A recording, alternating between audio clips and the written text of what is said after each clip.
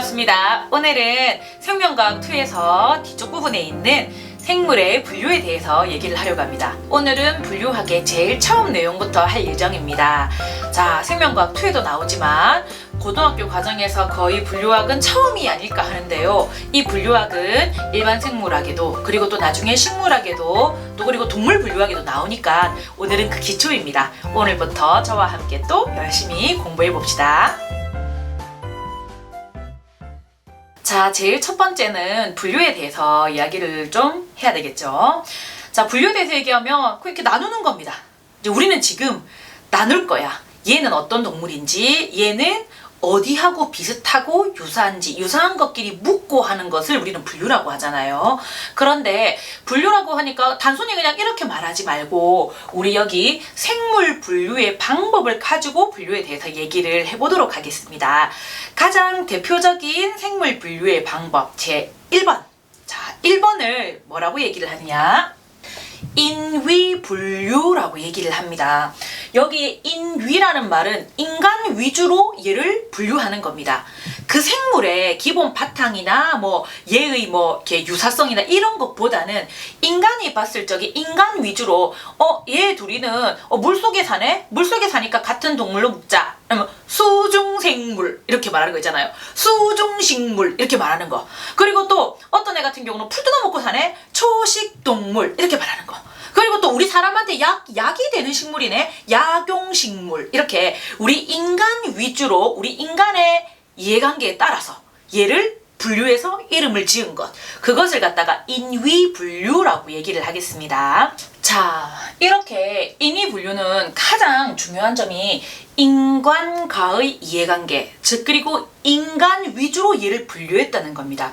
그러면 단순히 인간 위주로 보게 되면은 여기에 오해할 수 있는 것이 외형상 유사성이라고 있잖아요. 이 외형상 유사성은 우리 인간이 보기에 얘랑 되게 비슷한 애라고 해서 얘를 같은 분류군으로 묶은 것을 말하는 겁니다. 그럼 우리 관점이잖아. 근데 알고 보니까 생긴 건 비슷한데 다른 종인 애들이 있잖아요. 그런 애들까지도 하나로 묶어버린 겁니다. 그래서 이것은 굉장히 과학적이지는 못하는 겁니다. 알겠죠? 하지만 분류 초기에는 사람들이 당연히 이런 방식으로 분류를 시작했겠죠. 이런 식으로 분류를 하다가 보니까 이거 좀 뭔가 안 맞는데 이렇게 하면서 그 생물 자체의 본성과 그 애의 특성을 가지고 분류하는 방식으로 나가게 된 겁니다. 그 방식을 뭐라고 하느냐? 자연 분류라고 이야기를 합니다.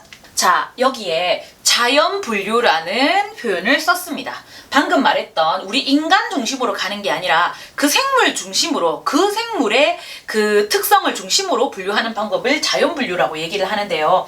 생물 기본 구조의 유사성, 즉 생물의 형태. 여기서 말하는 단순히 그냥 인간이 보기에 유사하다는 것을 뛰어넘어서 여기서는 생물의 형태도 유사하고 구조적인 것, 생식적인 것, 유전적인 특성까지 모두 다 유사하게 되면은 얘들은 같이 분류군으로 묶자. 얘는 같이 분류군으로 묶자. 분류군으로 묶은 애들을 우리는 뭐라고 합니까? 어떻게 보면은 한 종도 될 수 있습니다. 맞죠? 종이 될 수 있고 분류군이 될 수 있고 이러기 때문에 묶을 적에 그 생물 기본 구조의 특성으로 분류한 것을 자연 분류라고 말합니다. 그럼 자연 분류는 우리가 알고 있는 예로 뭐가 있느냐? 척추동물. 있잖아요. 우리 동물 구분할 적에 어떻게 구분했습니까? 척추뼈가 없는 무척추 동물과 척추뼈가 있는 척추 동물 이렇게 구분하잖아요. 이거는 실제 분류에서 쓰는 그 명칭입니다.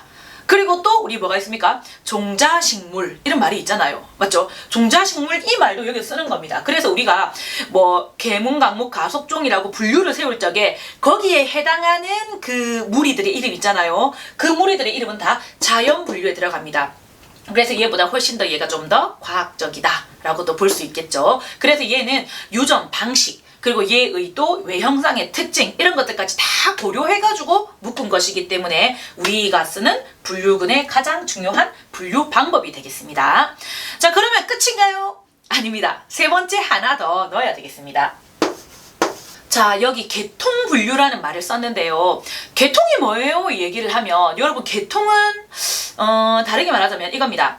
진화의 가장 핵심이란 얘기죠. 즉 공통조상으로부터 이렇게 나누어지면서 어떤 형질을 모두 다 같이 공유하고 있다가 이렇게 나오다 보니까 새로운 형질을 얘가 갖게 되었어. 그럼 여기서 갈라져 나오잖아요. 또 그리고 거기서 또 새로운 특성을 갖게 되면 또 갈라져 나오고 이런 식으로 분지되어서 나가는 게 진화에 대한 내용인데, 거기서 개통 방법, 즉 공통조상으로부터 이렇게 진화에 나와서 같은 것끼리 묶어 있는 이런 방법, 같은 형질을 공유하고 있는 이런 방식, 이런 걸로 분류를 하게 되면 개통 분류라고 얘기를 합니다.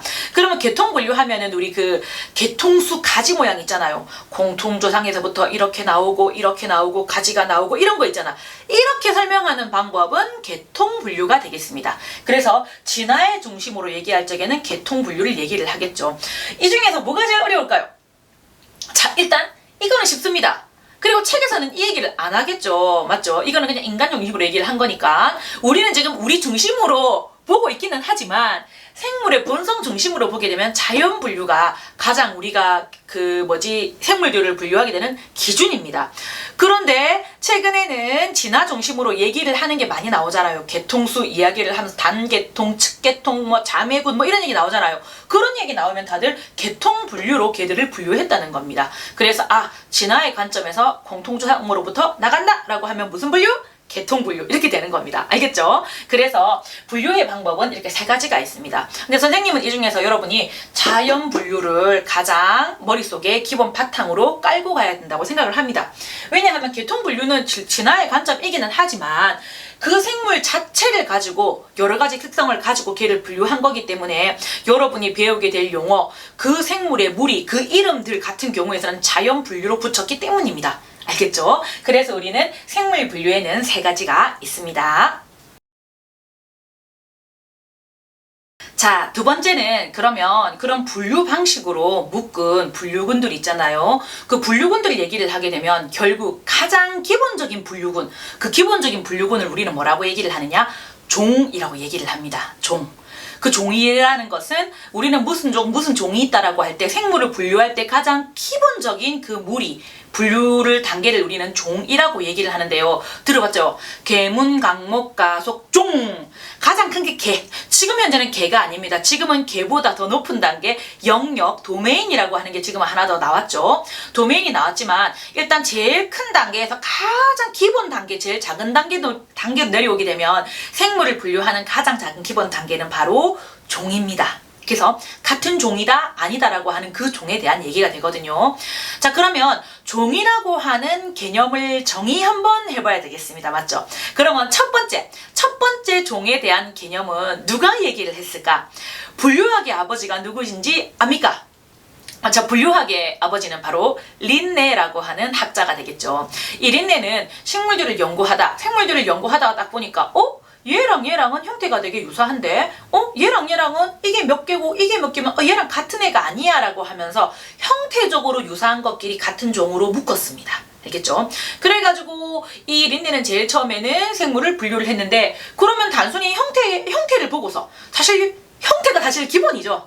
형태가 기본이긴 한데 얘를 자세히 보니까 얘가 생식적인 거라든지 이런 걸 봤을 적에 같은 게 아니라고 하면 걔를 제외해서 다른 특성과 맞는 애를 찾아가는 것이긴 한데, 기본적으로는 특성이 유사한 애부터 묶어 나가야 되지 않겠습니까? 그 많은 생물 중에 완전히 다르게 생긴 애 둘을 묶지 않을 거 아니야. 일단 같은 애들끼리 묶어놓고 얘들의 다른 특성이 같은지 아닌지를 볼 거 아닙니까? 그래서 제일 처음에 분류했던 그 종에 대한 개념은 바로 형태학적 종입니다. 린네가 분류한 종의 개념이죠. 자, 그런데 이렇게 묶어 나가다 보니까 정말 얘의 형태만 유사할 뿐이지 다른 애들이 있다는 것을 발견하게 된 거야. 그러면 기본적으로는 형태가 유사한 애들이 같은 종이었기는 합니다. 같은 종으로 분류했어요. 그런데 보니까 형태는 유사한데 얘가 유전적이란 거라든지 다른 알고 보면 깊숙한 그 구조까지 틀린 애가 있는 거야. 얘는 어떡하지? 얘는 여기도 못 넣고 여기도 안 넣고 안 되겠는데 어떡하지? 이렇게 된 거야. 그러면서 생물 자체의 그 특성, 어떻게 보면 여기 형태학적 종은 앞에 보면은 인위 분류에 해당하는 거랑 같다고 볼 수 있겠죠. 인위 분류에 의해서 얘들을 종으로 아마 묶었다면 형태학적 종으로 묶었을 거야. 그런데 그 생물 자체의 특성에 초점을 맞춘다면 자연 분류를 한다고 했지 않겠습니까? 그렇죠. 그러면 생물 자체가 가지는 특성과, 그러니까 단순히 외형 말고 외형 말고 생물 자체가 가지는 그 특성을 가지고 분류를 한 종에 대한 개념. 그 개념을 우리는 뭐라고 얘기를 하나요? 생물학적 종이라고 합니다. 자연종 아닙니다. 알겠죠? 생물학적 종이라고 얘기를 합니다. 자, 생물학적 종은 앞에 형태학적 종을 린네가 말을 했지만 이 생물학적 종은 메이어가 이야기를 한 내용입니다. 자, 이 생물학적 종이 중요한 종에 대한 개념이니까 기억해야 되겠습니다. 생물학적 종은 일단 뭐냐? 자연 상태에서 이 둘의 생물이 교배가 가능해야 됩니다. 맞죠? 그 암수의 기본 구조가 딱 맞아야 교배가 가능한 걸로 알고 있잖아요. 그래서 자연 상태에서 이 둘의 교배가 가능해야 하고, 이게 첫 번째 조건입니다. 그리고 두 번째, 자손이 나와야 되죠. 맞죠? 그래서 자손을 낳을 수 있어야 됩니다. 그래서 자손을 낳을 수 있어야 이 둘은 같은 종입니다. 그런데 그 앞에 어떤 자손을 낳아야 되느냐? 이 자손이 생식 가능한 자손을 낳아야만이 이 둘은 같은 종이라고 얘기를 하는 겁니다. 자, 그럼 다시 얘기해 볼까요? 생물학적 종이란 말은 무슨 말입니까? 자연 상태에서 둘이 교배가 가능해야 되고, 그 다음에 생식 가능한 자손을 낳을 수 있는 무리, 이 무리를 우리는 같은 종이라고 얘기를 합니다. 그래서 얘랑 형태적으로 유사했어. 같은 종인가 아닌가? 이 둘이가 교배를 했어. 그런데 자손이 안 나오면 얘는 같은 종이 아닙니다. 알겠죠? 자, 그러면 교배를 했어. 자손이 나왔어요. 그런데 이 자손이 대를 못 이어. 그러면 걔는 같은 종이 아닙니다. 자, 돌연변이 이런 거 얘기하지 말고요. 알겠죠? 자, 그런데 그 뭐 사자하고 호랑이하고 교배한 거 알잖아요. 사자하고 호랑이하고 교배는 가능합니다. 자손도 나옵니다. 그런데 이 둘은 어떻죠? 얘들이 낳게 되는 라이온, 타이거, 얘들 있잖아요. 얘들 같은 경우는 어떻게 보면 둘이 잡종이잖아요. 잡종인데 얘들 같은 경우는 불임입니다. 불임이 나오게 되면 생식 가능한 자손이 아니라는 것이죠. 생식 가능한 자손이 아니다. 그러면 이 말은 생물학적 종 관점으로 보면 이 둘은 같은 종이 아니란 얘기입니다. 알겠죠? 같은 종이 아니니까 사자는 사자 따로, 호랑이는 호랑이 따로, 이 둘은 다른 종이다라고 이렇게 얘기를 하는 것이 생물학적 종에 대한 개념입니다. 알겠습니까? 그럼 정리할게요. 자, 생물학적 종의 개념이 제일 중요합니다. 지금 현재 우리가 종이다라고 얘기를 하는 것은 형태학적 종에 대한 개념을 말하는 게 아니고, 지금 현재는 이렇게 생물학적 종의 개념이 종의 기본적인 개념입니다. 알겠죠? 그럼 여기서 우리가 기억해야 되는 내용을 쌤이 조금 밑줄을 좀 쳐볼게요. 자, 자연 상태에서 일단 교배가 가능해야 된다고 얘기를 했습니다. 자, 그 다음 두 번째, 생식 가능한 자손이 태어날 수 있어야 그 둘은 같은 종이다라고 얘기를 한다고 했습니다. 그러면 이 둘이는 비슷하게 생겼는데 교배가 안 돼. 그리고 자손도 낳을 수 없어. 그러면 이 둘은 같은 종이 아니죠. 같은 종이 아닐 때 뭐라고 표현하느냐? 생식적으로 격리되었다. 이렇게 말을 합니다. 그래서 생식적으로 격리가 되면 이 둘은 같은 종이 아닙니다. 그러면 생물학적 종의 관점에 의하면 생식적으로 격리되지 않은 집단을 생물학적 종이라고 얘기를 한다는 겁니다. 알겠죠? 그러면 여기까지만 덧붙이고 그 다음 내용으로 가겠습니다. 자, 그러면 이번에는 분류의 마지막 내용, 오늘의 마지막 내용, 학명에 대해서 얘기를 하도록 하겠습니다. 학명이 뭐냐? 자, 우리는 뭐라고 합니까? 고양이 이렇게 말하지 않습니까? 고양이라고 말하죠. 영어에서는 cat라고 하잖아요. 맞죠? 일본어에서는 네코 이렇게 얘기를 하더라고요. 네코. 그 다음에 중국어는 마오 이렇게 말하고요. 그 다음에 스페인어를 뭐라고 하더라? 가토 이렇게 말을 하고 이렇게 다양하게 말하는데, 일단 나는 고양이에 대해서 얘기를 하고 싶었어요. 그럼 나는 고양이라고 얘기를 하지만 영어로는 cat라는 걸 알고 있기 때문에 이 영어를 쓰는 사람이 cat에 대해서 막 얘기를 하게 되면 알잖아요. 그런데 중국 사람도 같이 왔어요. 그럼 중국 사람이 고양이에 대해서 얘기를 하게 되면 내가 중국어로 고양이를 모른다면 모르잖아요. 근데 과학자들은 그 많은 생물들 중에서 얘를 말하고 싶은데 다 그 나라의 다른 언어를 가지고 얘기를 하게 되면 이야기가 안 되잖아요. 그래서 과학자들은 그 나라가 쓰는 언어 말고 과학자들끼리 통용하는 이름이 필요했습니다. 그 이름이 바로 학명입니다. 그러면 그 나라가 쓰는 언어와 상관없이 학명을 쓰게 되면 누구라고 하는 걸 알게 되겠죠. 맞죠? 그래서 과학자들끼리 통용되는 과학적인 이름, 그것을 학명이라고 얘기합니다. 근데 학명은 규칙이 까다롭습니다. 라틴어를 쓰고 있고요. 명사형, 형용사형 막 이렇게 들어가고, 그리고 또 중요한 의미는 또 뭐가 있습니까? 내가 이름이 붙였는데, 맞죠? 사실은 어떤 이 종이라고 하는 개념이 딱 정립이 되게 되면 이 종에 이름을 붙여줘야 의미가 있지 않습니까? 맞죠? 이름을 불러줘야 나한테 의미가 되잖아. 그래서 분류를 하게 되면 얘 이름을 붙여야 됩니다. 그러면 수많은 사람들이 이름을 붙였을 거잖아요. 그러면 누구의 그 이름이 옳은 이름입니까? 누구의 이름이 옳은 이름일까요? 출판해야 됩니다. 그 이름으로 출판해야 됩니다. 맞아. 지금 우리 뭐 저작권 이런 거 저런 거 얘기할 적에도 내가 먼저 그것을 등록을 해야 내가 그것을 가지고 있는 것이지, 아무리 내가 먼저 붙였어라고 하도 아무런 그 효과가 없는 거잖아요. 그런 것처럼 학명도 마찬가지입니다. 이 사람이 그 학명의 이름을 가지고 출판을 해야 그 뒤에 내 이름을 붙일 수 있습니다. 그럼 그 말은 뭐야? 명명한 명명자의 이름도 붙일 수 있다는 겁니다. 만약에 이 새로운 종을 확인했어. 이름을 내가 붙였어. 그럼 그 뒤에 뭐라고 붙을까요? 김 혹은 KYJ 김윤주 이 붙을 겁니다. 우리나라 사람들 보니까 리가 붙거나 킴 이렇게 붙는 경우 있거든요. 그러면 우리나라 사람이 이것을 발견해서 이름을 붙인 명명자라는 뜻입니다. 그래서 이 학명에 대한 이야기를 할 텐데요. 이 학명은 누구에 의해서 이제 정립이 되었냐? 린네, 아까 전에 분류학 얘기를 했던 분류학의 아버지 린네가 붙였습니다. 어떤 방식으로 붙였냐라고 하면 이명법으로 붙였거든요. 자, 일단 필기부터 하고 얘기를 하겠습니다. 자, 학명이 이렇게 말을 했으면 좀 전에 누구에 의해서 학명은 린네가 이명법이라고 하는 것을 시작을 했기 때문에 린네의 이명법을 기준으로 합니다. 자, 그러면 일단 린네의 이명법을 기준으로 한다. 그렇다면 이명법이 어떻게 되어 있는지 확인해 보도록 합시다.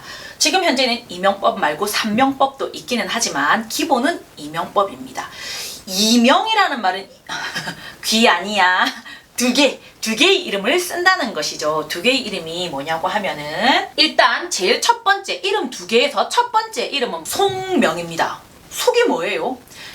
제일 큰 것부터 얘기를 하면 영역이 있지만 계문, 강목, 속, 종 바로 위에 있잖아요. 종 바로 위에 있는 그 애가 속한 속명을 갖다가 써야 됩니다. 이 속명. 자, 그리고 그 뒤에 밑에 이름이 바로 종소명을 쓰는 것이죠. 자, 이렇게 두 개를 쓰는 걸 이명법이라고 얘기를 합니다. 그런데 아까 전에 선생님이 이름 붙일 수 있다 그랬잖아요. 그렇지. 뒤에 이름도 붙입니다. 그 이름을 붙인 사람을 명명자라고 얘기를 합니다. 자, 요렇게 구성되는 것을 이명법이라고 얘기를 합니다. 선생님 이름 3개인데요. 명명자는 이름을 붙인 사람이고 얘의 이름은 이거 2개지 않습니까? 그래서 이명법이 되는 겁니다. 자, 그런데 이 이명법을 단순히 쓸 수 없습니다. 좀 규칙이 있습니다. 린네는 이명법을 쓸 적에 이 속명과 종소명 같은 경우에서는 반드시 이탈릭체로 써라고 했습니다. 이탈릭체가 뭡니까? 글자가 기울어진 거. 기울어진 채로 쓰는 것을 이탈릭체라고 합니다. 그런데 기울어진 채를 쓸 수 없다라고 얘기를 하면 그 아래쪽에 밑줄을 쳐야 됩니다. 종소명 또한 마찬가지입니다. 이탈릭체를 쓰거나 아니면 밑줄을 꺼야 합니다. 명명자는요. 명명자는 이탈릭체 아닙니다. 알겠죠? 이탈릭체 아니에요. 자, 그리고 속명 같은 경우에서는 자, 제일 첫 글자 있죠. 알파벳 그 순서에서 제일 첫 글자는 반드시 대문자. 제일 첫 번째에 있는 쭉 중에서 제일 첫 번째에 해당하는 이 첫 번째 알파벳만 대문자로 써야 됩니다. 대문자로 써야 된다는 말은 야는 뭡니까? 명사 형태입니다. 명사 형태라서 야는 첫 글자는 반드시 대문자로 해야 됩니다. 그렇다면 종소명은 소문자로 그대로 쓰면 됩니다. 얘는 형용사형이기 때문입니다. 형용사. 그러면 우리 명명자는 어떻게 할까요? 명명자는 고유명사 아닙니까? 고유명사. 이는 첫 글을 대문자로 씁시다. 그러면 얘랑 차이점은 뭡니까? 얘는 이탈릭체이면서 첫 글자만 대문자이고 얘는 이탈릭체 아니고 첫 글이 대문자입니다. 알겠죠? 자, 그리고 이 종소명 같은 경우에서는 또 사실은 성에 따라 성에 따라란 말은 남성, 여성, 중성, 식물이나 이런 경우 이 성에 따라서 이 형용사 뒤에 붙이는 어미가 좀 달라집니다. 그래서 깊숙이 들어가게 되면 뭔가 이름이 이상한데라고 하면은 이 종소명, 성에 따라서 어미를 다르게 붙여서 그렇다는 것입니다.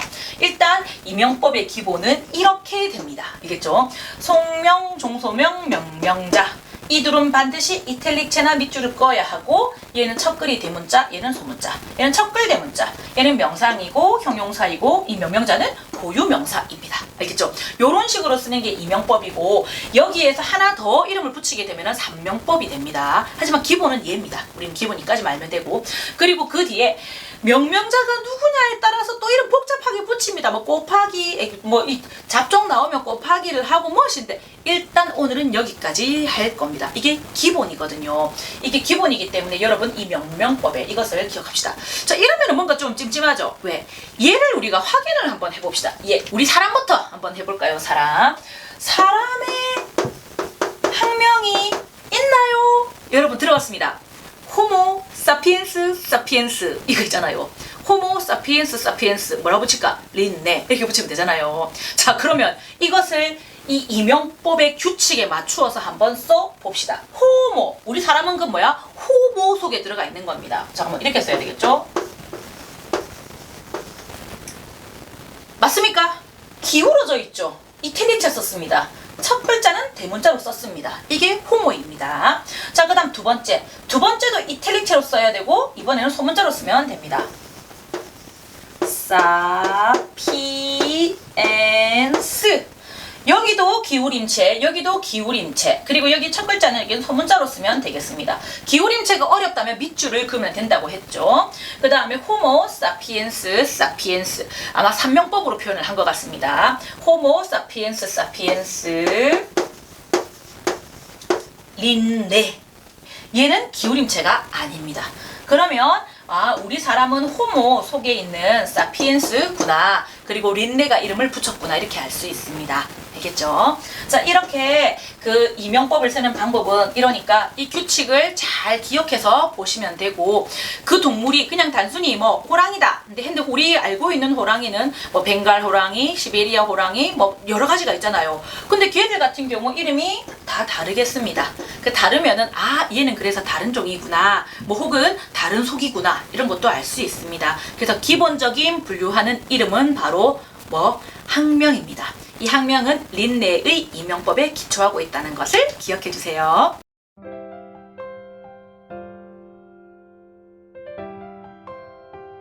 자, 오늘 분류학 어떻습니까?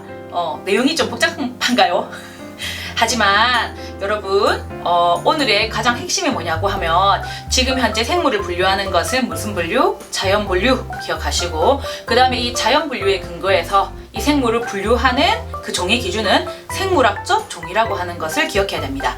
자, 그리고 이 생물의 이름을 뭘로 붙였다고요? 학명으로 붙였다고요. 근데 학명은 어떤 기준에 따라서 합니까? 린네의 바로 이명법을 중심으로 이름을 붙였다. 이것입니다. 알겠죠?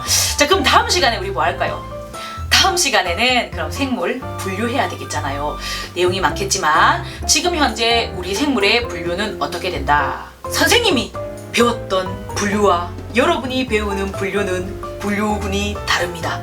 그 말은 생물학이 발전하면 발전할수록 또 그리고 지금 유전자적인 그 연구가 더 많이 진행되다 보니까 그런 관점까지 보게 되면 이 생물은 하나 다르게 나와야 된다 이러면서 선생님은 분명히 5개 분류로 배웠는데 그리고 처음에 학생들 가르칠 때 5개로 가르쳤습니다. 그런데 지금 현재는 3역 6개로 분류합니다. 즉 5개였다가 지금 6개가 됐는데 6개도 조금 뭔가 찜찜해서 그 위에 하나 더 영역이라고 하는 3역 6개 이렇게 되었습니다. 다음 시간에는 어떻게 3역 6개가 되었는지 분류를 배우도록 하겠습니다. 알겠죠? 분류 내용은 어디서든 잘 볼 수 없습니다. 그렇기 때문에 선생님도 조금 더 꼼꼼히 준비해야 되겠다고 생각이 드는데 여러분 다음 시간에도 기대해 주시고 그리고 중요한 내용이 있습니다. 선생님이 이 필기 자료 이렇게 판서하고 있잖아요. 판서하고 있는데 오늘도 판서하는 내용을 갖다가 좀 이렇게 정의 같은 거 막 이렇게, 특별히 오늘의 제일 중요한 정의는 생물학적 종입니다. 근데 생물학적 종 말고 나머지는 그냥 선생님이 쉬운 언어로 표현하거든요. 그런데 그런 내용까지 다 예쁘게 정리해서 필기 자료를 만들었습니다. 그래서 여러분은 필기 자료가 PDF 파일로 선생님 그 네이버 카페 생가쌤가 카페에 올려져 있는데, 그 카페에 있는 내용을 다운받으셔서 선생님의 영상을 보시면 더 좋겠습니다. 선생님 끝에 말하면 어떡해요?